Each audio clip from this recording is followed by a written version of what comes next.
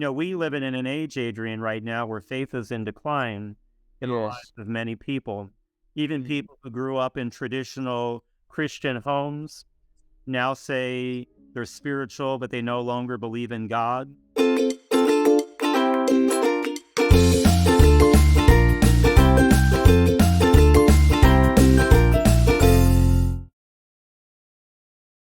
And how to prove someone is possessed? In the United States, we follow a protocol. An exorcist is trained to be a skeptic, so I should be the last person to believe that someone is truly dealing with extraordinary demonic activity. In fact, the church says that I need moral certitude, meaning beyond a doubt the person in front of me is truly possessed. So to help me get to that point, I will rely on people from the mental health profession. So the person is required to have some type of a psychiatric evaluation. Sometimes people hear that and they become disillusioned and they say, well, Father, you don't believe me. But the truth is, if someone is really possessed, they're going to need to be in a good mental state of mind in order to go through the ritual prayers of the church in the Rite of Exorcism.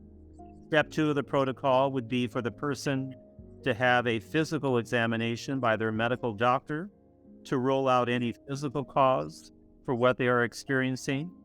Step 3, I would do an intake questionnaire. I would ask them a series of questions trying to determine if this really is demonic.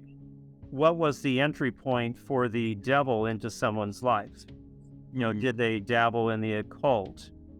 Did they get caught up in the things of the entertainment industry? Were they cursed? Were they dedicated to a demon? Did they foster relationships with demons? So again, I'm trying to find the entry point, because by knowing the entry point, I know what doorway needs to be closed in this person's life. And then step 4 of the protocol is probably the most important one, and that is helping the person to resume their spiritual life, either to reconnect with Christ or to come to Him for the very first time. We live in an age, Adrian, right now where faith is in decline in the lives of many people. Even people who grew up in traditional Christian homes now say they're spiritual, but they no longer believe in God.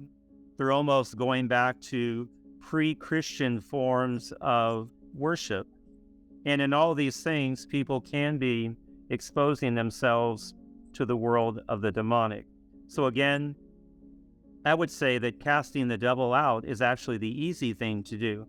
The harder thing is to make sure the person wants to invite God into their life.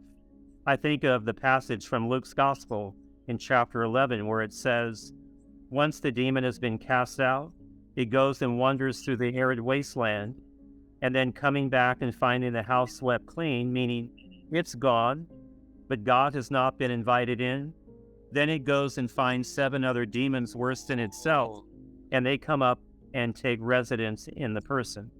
So again, casting the devil out is the easy part. Getting the person to invite God in is the much more difficult task. So, what's the difference, Father Carlos, of charism from the demonic gift?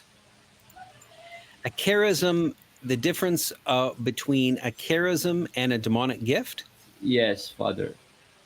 Sometimes people are confused about them. I mean, seeing things. Yeah, so, well, that's a good question.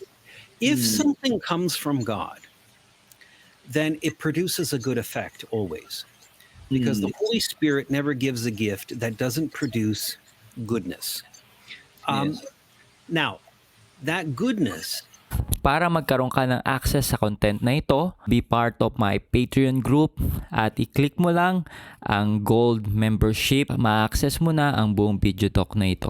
Alam mo ba na pag ikaw ay naging part ng aking Patreon group ay matutulungan mo ko makapag-produce pa ng mga high quality content na katulad ng pinapanood mo ngayon, at sobrang makakatulong ito sa ating online evangelization dito sa ministry na ginagawa natin para mas ma-empower nyo ako makapag-produce ng mas marami pang content na alam ko na makakatulong sa inyong pananampalatayang Katoliko. Thank you and God bless.